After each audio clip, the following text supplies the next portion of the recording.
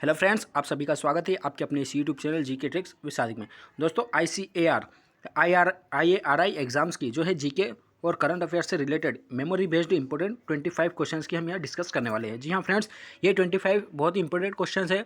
अगर आप इसे परीक्षा से पहले एक बार जरूर देखेंगे तो आपको इसमें से कहीं ना कहीं से 2 से 4 मार्क्स के आपको क्वेश्चन जरूर से जरूर अपनी शिफ्ट में देखने को मिलेंगे, इतनी हमारी गारंटी है। तो चलिए दोस्तों, मिलते हैं, देखते हैं कि ये क्वेश्चन कौन से हैं जीके और करंट अफेयर्स के इंपॉर्टेंट क्वेश्चन। तो चलिए दोस्तों, हम वीडियो को शुरू करते हैं। इससे पहले जो चैनल पर नए, प्लीज़ चैनल को सब्सक्राइब जरूर कीजिएगा, बेल आइकन जरूर दबाइएगा हर कॉम्पिटिटिव एग्जाम, ICAR एग्जाम और रेलवे वगैरह की सारी पल पल की अपडेट्स के लिए। तो चलिए दोस्तों, हम देख लेते हैं इंपॉर्टेंट क्वेश्चन को। तो देखिए, यहाँ पर हमने दोस्तों आईकार के टेक्नीशियन T1 पेपर का जो है जनरल नॉलेज का मेमोरी बेस्ड क्वेश्चन पेपर को ओपन कर रखा है। यहाँ पर आप देखिए कि पहला क्वेश्चन दिया है, भारत के प्रथम गृह मंत्री कौन थे। जी हाँ फ्रेंड्स, इंपॉर्टेंट क्वेश्चन है कि भारत के प्रथम गृह मंत्री कौन थे। तो इसका जो सही आंसर होगा वो ऑप्शन सी, सरदार वल्लभ भाई पटेल जो है भारत के पहले गृह मंत्री थे। उसके बाद जो है आपको सेकंड प्रश्न देखने को मिल रहा है कि हाल ही में प्रकाशित रिपोर्ट के अनुसार सबसे ज़्यादा कमाई, यहाँ पर कमी नहीं है, यहाँ पर क्या है, कमाई, ठीक है, कमाई करने वाले फुटबॉल खिलाड़ी कौन है। तो आपको पता होगा कि इसका जाने माना, जो आपको एक लॉजिक की तरह भी इसका आंसर का यूज़ कर सकते हैं आप। तो यहाँ पर जो है लॉजिक लगाकर भी इसका आप सही आंसर लगा सकते हैं। तो जो क्रिस्टियानो रोनाल्डो है, वो जो है सबसे ज़्यादा कमाई करने वाले फुटबॉल खिलाड़ी बन चुके हैं। जी हाँ फ्रेंड, उसके बाद जो है तीसरा क्वेश्चन है, किस अंतरिक्ष एजेंसी ने लूसी मिशन का लॉन्च किया है। जी हाँ फ्रेंड्स, बहुत ही इंपॉर्टेंट क्वेश्चन है, क्योंकि यहाँ पर क्लियरली मेंशन किया था कि करंट अफेयर और साइंस एंड टेक्नोलॉजी से भी आपको क्वेश्चंस पूछे जाएंगे। तो यहाँ पर जो है लूसी मिशन जो है किसने लॉन्च किया है, तो यहाँ पर ऑप्शन बी, नासा ने लूसी मिशन को लॉन्च किया है। ठीक है, उसी के बाद अगर देख लेते हैं तो चौथा क्वेश्चन जो है, किस राज्य सरकार ने, यहाँ पर सरकार है, ने मेरा घर मेरे नाम योजना की शुरुआत की है। तो बहुत ही इंपॉर्टेंट क्वेश्चन है कि यहाँ पर जो है पंजाब सरकार ने, कौन सी सरकार ने, पंजाब सरकार ने जो है एक योजना लॉन्च किया जिसका नाम है मेरा घर मेरे नाम। ठीक है, यहाँ पर ये आप देख सकते हैं, इसका जो सही आंसर है ऑप्शन डी, पंजाब, इसका सही आंसर है, इधर साइड में दिया हुआ है।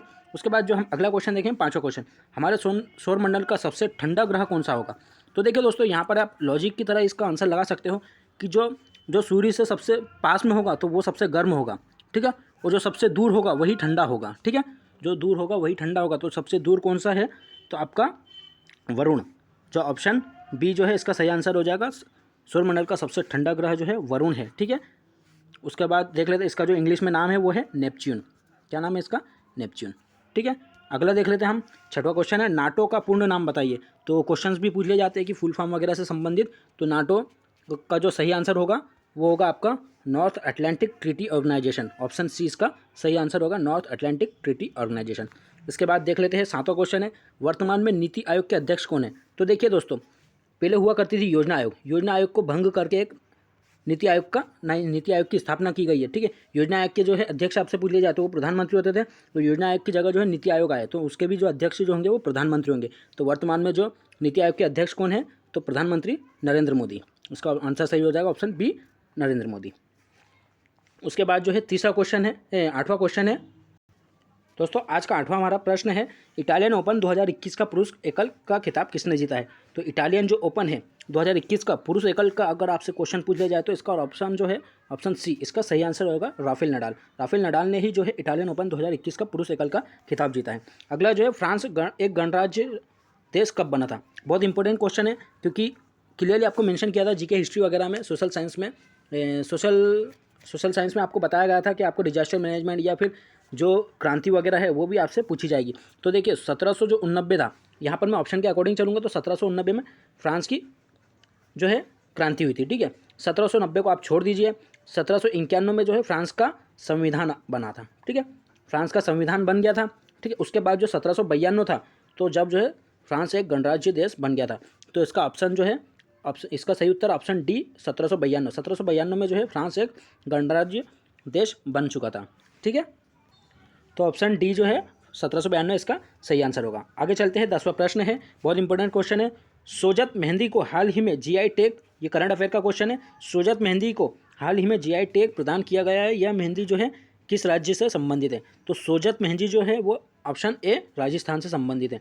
ठीक है, GI टैग जो है करंट अफेयर का क्वेश्चन है, वो जो GI टैग दिया जाता है वो कितने साल के लिए दिया जाता है, 10 सालों के लिए इसकी मान्यता रहती है। ठीक है, तो सोजत मेहंदी का संबंध जो है राजस्थान से है, ऑप्शन ए। आगे बढ़ते हैं, अगला क्वेश्चन हमारा 11वां क्वेश्चन, भारत में सोना सबसे ज़्यादा किस राज्य में पाया जाता है? तो ये जो है अच्छा क्वेश्चन है और ये कई बार रिपीटेड क्वेश्चन होने वाले क्वेश्चन है कि जो है इंपॉर्टेंट क्वेश्चन है। सोना जो सबसे ज़्यादा भारत में कर्नाटक में पाया जाता है कोलार की खानों में, ठीक है, कोलार की खानों में पाया जाता है। इसके अलावा अगर आपसे पूछ लिया जाए कि कर्नाटक में कोलार की खानों के अलावा और कौन सी मतलब कि खदान है जहाँ पर सोना पाया जाता है, तो वो है हुट्टी, ठीक है। कोलार के बाद सबसे ज़्यादा अगर कहाँ पाया जाता है तो हुट्टी की खदानों में पाया जाता है। इसका जो सही आंसर हो जाएगा कर्नाटक। आगे बढ़ते हैं, 12वां प्रश्न है, प्रसिद्ध कुल्लू घाटी किस भारतीय राज्य में है? ठीक है, तो आपने सुना होगा कुल्लू मनाली, तो ये कहाँ पर है? ऑप्शन जो है इसका सही आंसर हो जाएगा ऑप्शन सी, हिमाचल प्रदेश, ठीक है। कुल्लू घाटी, मनाली घाटी जो है हिमाचल प्रदेश में है। उसके बाद जो है इंपॉर्टेंट क्वेश्चन है हमारा, भारतीय सेना ने हाल ही में किस अभिनेत्री के नाम पर अपनी एक फायरिंग रेंज का नाम रखा है? बहुत अच्छा क्वेश्चन है दोस्तों। यहाँ पर जो है भारतीय सेना ने हाल ही में किस अभिनेत्री के नाम पर अपनी एक फायरिंग रेंज का नाम रखा है? तो फायरिंग रेंज का जो नाम रखा किसके ऊपर रखा है? तो विद्या बालन, ऑप्शन डी इसका सही आंसर होगा, विद्या बालन, ठीक है। ये क्वेश्चन देखिए दोस्तों, ये क्वेश्चन दो चीज़ों को आपको कवर कर रहा है। एक तो आपका करंट अफेयर हो गया, ठीक है, ठीक है, करंट अफेयर में तो हो ही रहा है। दूसरा आपका जो है सेना मतलब कि डिफेंस से संबंधित भी हो गया और यहीं के बॉलीवुड से संबंधित भी हो गया, ठीक है, फिल्म इंडस्ट्री से। तो इंपॉर्टेंट क्वेश्चन है कि विद्या बालन के नाम पर यहाँ फायरिंग रेंज का नाम रखा गया है। ऑप्शन 14 है, प्रश्न नंबर 14 है, भारत में द्वितीय रेल कोच फैक्ट्री कहाँ पर स्थापित की गई थी? ठीक है, तो जो दूसरी जो स्थापित की गई थी तो वो ऑप्शन बी, कपूरथला में। देखिए यहाँ पर ध्यान रखिएगा, अगर आपसे पहली पूछ ले, ठीक है, पहली पूछ ले तो पे से बनी पहली, पे से बना पेराम्बुल, ठीक है, ठीक है। तो जो बची कुची है दूसरी तो वो कपूरथला में, ठीक है। तो यहाँ पर आपसे दूसरी पूछा इसलिए कपूरथला इसका सही आंसर हो जाएगा। ऑप्शन आपका जो 15वां क्वेश्चन है, महाजन समिति का संबंध किससे है? महाजन जो समिति बनाई गई थी वो किससे संबंधित है? चीनी उद्योग, वस्त्र उद्योग, कर उद्योग से, खाद्यान्न फसलें से। तो यहाँ पर जो ऑप्शन ए, चीनी उद्योग से इसका सही आंसर हो जाएगा। चीनी उद्योग इसका सही आंसर होगा। महाजन समिति का जो संबंध था वो चीनी उद्योग से था। उसके बाद जो 16वां प्रश्न है, त्रिपिटक किस धर्म की पुस्तक मानी जाती है? यहाँ पर मणि नहीं है, यहाँ पर मानी जाती है, ठीक है। तो त्रिपिटक जो है बौद्ध धर्म से संबंधित पुस्तक मानी जाती है, ठीक है। इसका ऑप्शन सी इसका सही आंसर होगा, बौद्ध, त्रिपिटक जो है बौद्ध धर्म से संबंधित है। अगला आपका 17वां प्रश्न है, विश्व बैंक का मुख्यालय कहाँ पे? तो देखिए दोस्तों, आपको एक ट्रिक बताता हूँ, इसकी लॉजिक बताता हूँ मैं कि विश्व बैंक का मुख्यालय कहाँ पर है, ठीक है। तो विश्व बैंक होगा तो बैंक में क्या होगा? पैसा होगा, ठीक है, बैंक में क्या होगा? पैसा होगा, ठीक है। और पैसे से हम क्या खरीद सकते हैं? वाशिंग मशीन भी खरीद सकते हैं, ठीक है, वाशिंग मशीन खरीद सकते हैं। इसलिए जो इसका सही आंसर होगा, विश्व बैंक का मुख्यालय जो है वाशिंगटन डीसी, ऑप्शन डी इसका सही आंसर हो जाएगा। आज का आपका 18वां जो प्रश्न है दोस्तों, उपभोक्ता की बचत का सिद्धांत किसने दिया था?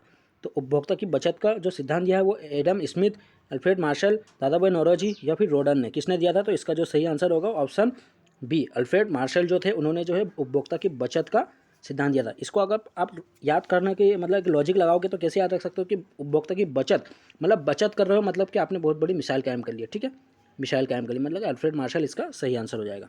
उसके बाद जो 19वां प्रश्न है वो है, भारत के सूती वस्त्र उद्योग की राजधानी किसे कहा जाता है?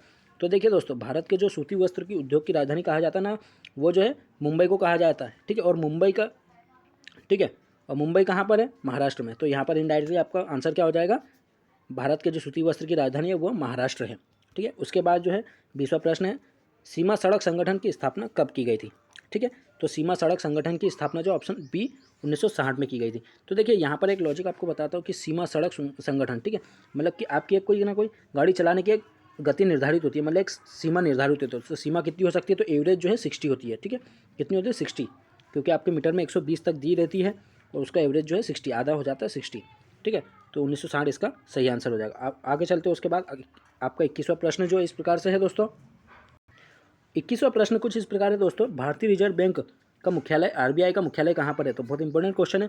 कई सारे कैंडिडेट्स क्या करते हैं कि नई दिल्ली लगा देते हैं, जबकि इसका जो सही आंसर है ऑप्शन बी, मुंबई है, ठीक है। मुंबई में जो है आरबीआई का हेडक्वार्टर है, ठीक है। और इसके जो वर्तमान में गवर्नर है वो कौन है? शक्तिकांत दास। इंपॉर्टेंट क्वेश्चन है, अगर आपसे पूछ लिया जाए कि वर्तमान में आरबीआई के गवर्नर कौन है, तो शक्तिकांत दास जो है इसके गवर्नर है। उसके बाद जो है 22वां प्रश्न आपका, हाल ही में किस देश ने विश्व की प्रथम सेल्फ ड्राइविंग ट्रेन लॉन्च की है? बहुत इंपॉर्टेंट क्वेश्चन है कि यहाँ पर जो है आपसे क्वेश्चन पूछे जा रहे हैं कि हाल ही में किस देश ने विश्व की प्रथम सेल्फ ड्राइविंग ट्रेन लॉन्च की है? तो देखिए दोस्तों, जो सेल्फ ड्राइविंग मतलब कि प्रथम सेल्फ ड्राइविंग ट्रेन जो लॉन्च की है वो किसने करी है? ऑप्शन सी, जर्मनी ने, ठीक है। यहाँ पर जो है जर्मनी ने पहली सेल्फ ड्राइविंग ट्रेन लॉन्च किया, मतलब कि यहाँ पर आप ऐसा मतलब बताया है सेल्फ ड्राइंग मतलब कि खुद से मतलब ड्राइव कर सकते हैं इस ट्रेन को, ठीक है। अब देखिए यहाँ पर इसको याद रखने का एक आपको तरीका बताता हूँ कि देखिए आपको सेल्फ ड्राइंग करनी है। क्या करनी है? सेल्फ मतलब खुद से चलानी है। तो खुद से कैसे चलाना पड़ेगा? तो आपको मनी मतलब पैसा खर्च करना पड़ेगा खुद से चलाने के लिए, ठीक है। तो जर्मनी इसका सही आंसर है।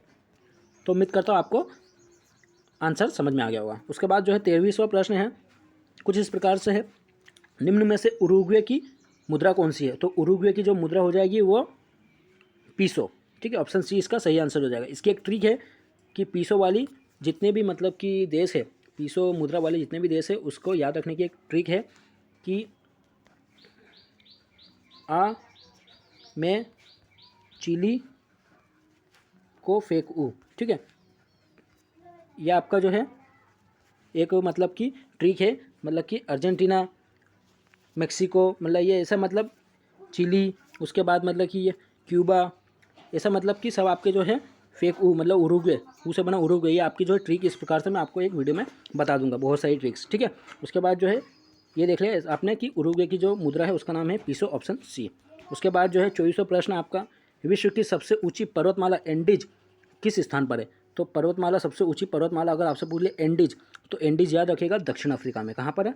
दक्षिण अफ्रीका में, ठीक है। एंडीज कहाँ पर है? दक्षिण अफ्रीका में। और आज का हमारा इस सेशन का जो है अंतिम व 25वां प्रश्न है, भारत ने किस देश के साथ मिलकर संयुक्त रूप से एक ऐसा सेंसर विकसित किया है जो पानी में मौजूद कोरोना वायरस का पता लगा सकेगा? ठीक है, बहुत अच्छा क्वेश्चन है कि यहाँ पर जो है भारत ने किस देश के साथ मिल करके संयुक्त रूप से एक ऐसा सेंसर विकसित किया है जो पानी में मौजूद कोरोना वायरस का पता लगा सकेगा? तो ऑप्शन डी ब्रिटेन जो है इसका सही आंसर है। भारत ने ब्रिटेन के साथ ही एक ऐसा सेंसर विकसित किया है जो कि पानी में मौजूद कोरोना वायरस का पता लगा सकेगा। तो दोस्तों आपको ये वीडियो कैसी लगी है प्लीज़ बताइएगा हमें। और इस टाइप के क्वेश्चन आपको, बहुत सारे इंपॉर्टेंट क्वेश्चन आपको और देखने को मिलेंगे। यदि आपको वीडियो पसंद आए तो प्लीज़ दोस्तों के साथ इस वीडियो को ज़्यादा से ज़्यादा शेयर कीजिएगा और कमेंट करके बताइएगा कि आपको वीडियो कैसी लगी है। तो चलिए दोस्तों वीडियो में तब तक की मिलता है अगले वीडियो में, तब तक के लिए अपना ख्याल रखिए। Okay bye.